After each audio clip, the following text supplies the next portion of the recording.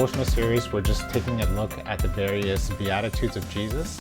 And the question for us is, what does it mean for us to be a citizen of the kingdom of God? What are some of those characteristics that we're supposed to carry with us? And so today we continue to find ourselves looking at these Beatitudes, and we're looking at Matthew chapter 5, verse 5, which says this: Blessed are the meek, for they will inherit the earth. Blessed are the meek, for they will inherit the earth. Now, what exactly is meekness? And I think here's the problem that many of us will need to wrestle with. A lot of times when we think of meekness, we equate meekness with weakness.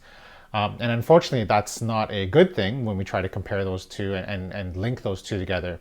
But in fact, the idea of meekness is knowing full well the extent of your strength and your power, but having it fall under the control and authority of someone greater. And that sometimes can bother us to a varying degree, because a lot of us don't like to be told what to do. A lot of us don't like to give control to someone else. But the reality is, as Christians, we're called to give over our lives, to give over control to Jesus, whom actually is the one who created everything. So why wouldn't we? And so we wrestle with this idea of meekness and weakness. It reminds me of an opportunity I had one time to ride a horse. I'd never ridden a horse in my life, and someone came by with a horse and a saddle, and they gave us the opportunity to ride their horse. And I decided to take up that opportunity, so I climbed on the horse, and I realized a few things. One, this horse is much stronger than I ever would be. And at some point, this horse had to be tamed. It had to be taught how to carry someone. It had to be taught to turn left and right and backwards and forwards with someone on them. So I got on the horse and I kicked my heels into the horse's belly, and the horse took off and freaked me out because I'd never been on a horse in my life. And I realized at that point how much power this horse has. You know the term we have for horsepower? I finally understood it when I was sitting on this horse. But here's the thing.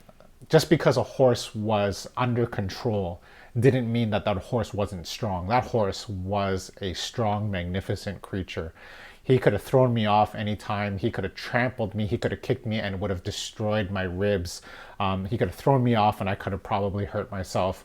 But he had so much power, but all that power was under control and it was being used by someone else. And I think that's the image of this idea of meekness, that we would give ourselves over to God, our strength and our power. And the problem is that we don't have much compared to God. It's not like we're stronger than a horse. We're not. But we have our intellect, we have our physical strengths and abilities, our gifts and our talents. All of these things we're handing over to God and saying, God, you take control and you tell me where to use these things to the best of my abilities. And that's the idea of meekness, that we would give over and submit to a greater authority, and in fact, the greatest authority, the one who created you and me, the one who created everything. So you and I are like that horse. We're just simply allowing our power and strength and energy to be focused under the control of someone else, someone who has much better understanding of the world, a much better picture of what's happening, simply because he is God and I am not. And so that's what it means for us to be meek.